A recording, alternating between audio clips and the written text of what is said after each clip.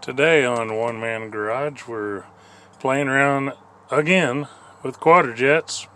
Acquired a nice one over the weekend, an actual 72 Pontiac Quadrajet from a 72 400 automatic GTO Grand Prix application, and just gave it a quick go through and working like a champ, like it's brand new.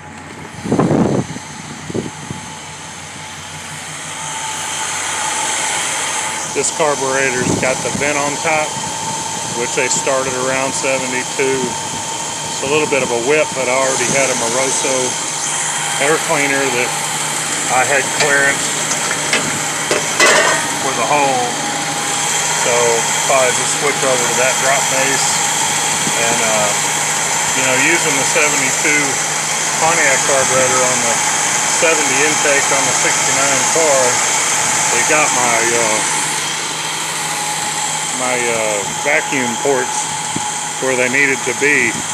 I happened to just, by luck, had held on forever a rear power brake and automatic transmission vacuum key.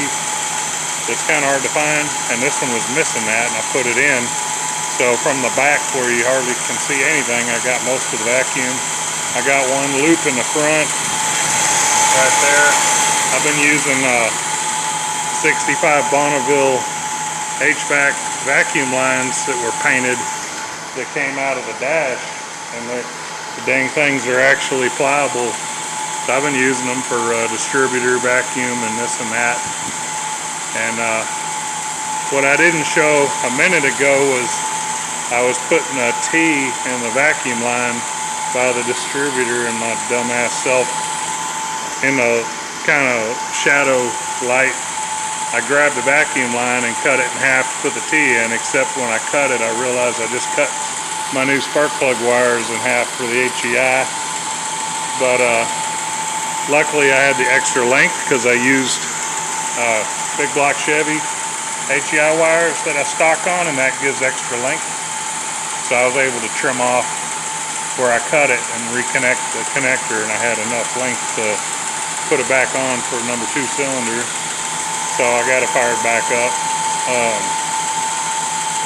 Other than that, by getting that carburetor, this was the previous videoed 403 Olds, late 70s, 800 Quadrajet that I ran on the old wagon, and it performed well and got very good gas mileage. So it's going to go back on the wagon because the original 70 carb has been on it a while.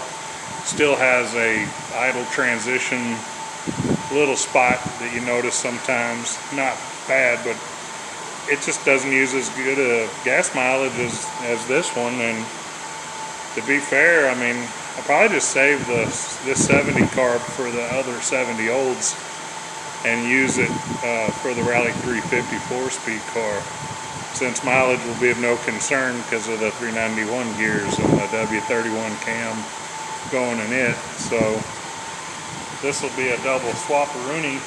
I can get the better performing, better mileage carb back on the WAG. I think I measured 16 miles a gallon in it.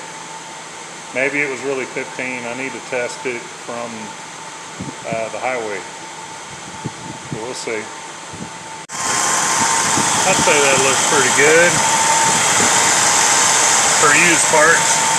So old Betty Blue's ready for a drive. Here's that wire I cut out. Yeah, I just wanted to shorten that plug wire. It was bothering me. Not really. Well, Tinker. She's deaf. Anyways, we can go for a ride. Oh, carburetor drives nice. I'm sure it's going to be good for us. Probably the one that'll stay on the car. Kind of what I was looking for. We'll eventually do a gas mileage test on this, but not really caring about that. Guess we'll go ahead and swap out the wagon one. There's that Hurst Olds air cleaner I put on. Still love that thing. Got that for 40 bucks. Craigslist. He had it for sale for like a year and kept dropping the price. He had it for 175 bucks at one time. Finally beat it all the way down to 40 bucks. How about that? Yeah, this one, I think I'll have one vacuum port to plug, and that's it. So should be a pretty quick swap. Well, the carb swap's done, lickety split. This one's cold, so it's out of the low. But gonna let that warm up a little bit, put the air cleaner on, I guess drive it. So, how about yeehaw, yay. Nothing exciting here today, folks. But we have Pontiacs, therefore we have excitement. Just maybe not in a video form today. Please disregard the bird poop on the windshield, but the wagon is once again like in this carburetor that was previously on here. Looks like she might be here for the long run. We are tired of swapping carburetors. We'd like to get some real work done. I think the next thing for this, besides washing off the bird poop, is the window leak from the door gasket seals.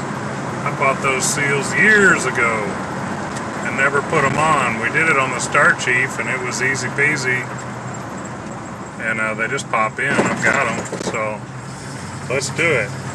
That'll get rid of some water and air leaks. Sweet.